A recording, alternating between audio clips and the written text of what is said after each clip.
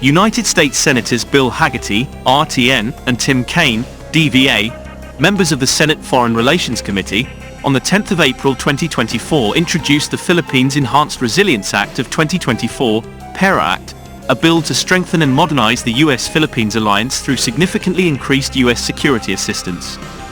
The bipartisan legislation follows increased aggression by Beijing in the South China Sea and comes as the United States, Japan, and the Philippines hold a leaders-level summit in Washington, D.C. on the 11th of April 2024. If approved as a law, the Philippines Enhanced Resilience Act of 2024 will authorize $500 million in foreign military financing, FMF, grant assistance to the Philippines annually for each of fiscal years 2025 through 2029, a total of $2.5 billion over 5 fiscal years. That is more than enough to allow the PAF to procure a squadron of F-16 Block 70 Vipers, and if the Philippine government can find more funding, can be added to allow the DND to procure between 36 to 42 Vipers over the next 5 years by bulk buying and make use of economies of scale. Department of National Defense, DND, Secretary Gilberto Teodoro Jr. said on Tuesday evening that they had considered a new set of specifications and quantities for the country's multi-role fighter, MRF, program, which they would present to President Ferdinand R. Marcos Jr. for approval to procure the multi-role fighter which DND will acquire for the Philippine Air Force. Prior to this, the Philippine Air Force has selected the Saab JAS 39C D Gripen, wherein 14 were offered despite the specifications calling for a minimum of 12 aircraft. He said the terms of reference, TOR, for the project came out on Monday.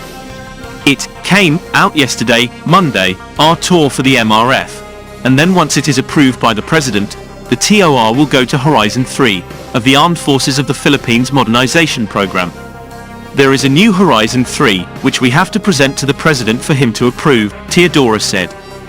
He also said AFP Chief General Romeo Brawner Jr. and the DND Undersecretaries gave their thoughts on the specifications and the revised Horizon 3. We talked about with the Chief of Staff the specifications earlier. Our Undersecretaries put in their 2 cents worth. They will come out with that and the rest of the new Horizon 3 and then we will submit it to the President for approval, he added.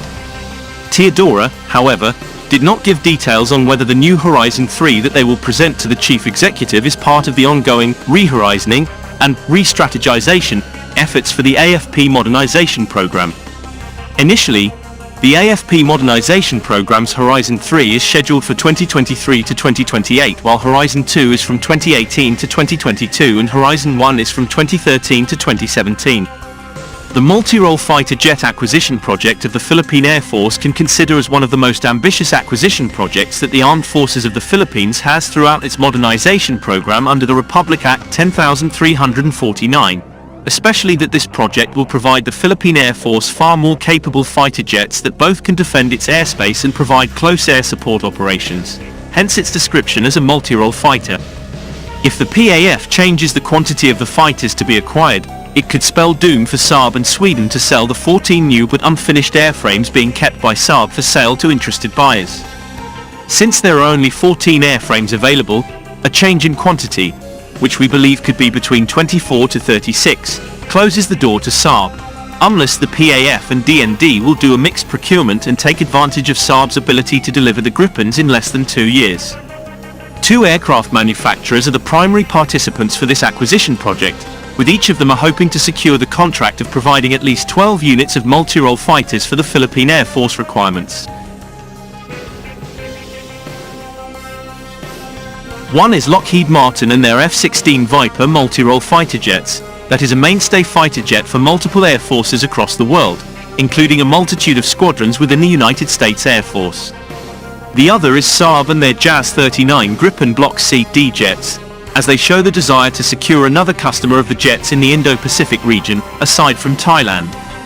One possibility that can arise here is the chances for the Philippine Air Force to get at least 16 to 24 units of used F-16s upgradable to Viper variant, under the Excess Defense Articles of the United States, coming at the top of the ones under the multi-role fighter jet acquisition project of the Air Service Branch, with Lockheed Martin offering brand new F-16 Viper to the Philippine Air Force, approved by the US government under DSCA. As Max Defense PH already mentioned before, there are ongoing negotiations for used F-16s to be procured, granted for the PAF. Since brand new F-16 Block 70 Vipers are expensive and have a long delivery lead time, it is highly possible that the DND and PAF are looking at mixed procurement of new and used F-16s. Another note to take on is the number of F-16s provided under Excess Defense Articles, or EDAs, as the numbers may change to its final amounts, although the source has provided information that it may come with at least 2 squadrons or 24 units, far more than what Saab provided with their JAS-39 Gripen C/D fighter jets. The competition between two aircraft manufacturers intensifies as the leadership within the Philippine Air Force and the Department of National Defense are still into maximizing the offers that both Lockheed Martin and Saab have offered to them, as this comes with diplomatic and political considerations that gives any leverage to the both aerospace companies, like with Lockheed Martin having the full backing of the United States in offering their fighter jets to the Philippines. Another possibility is the procurement of 24 to 36 FA-50 Block 20 Fighting Eagles from South Korea, while also negotiating for used F-16C/D Fighting Falcons from the US.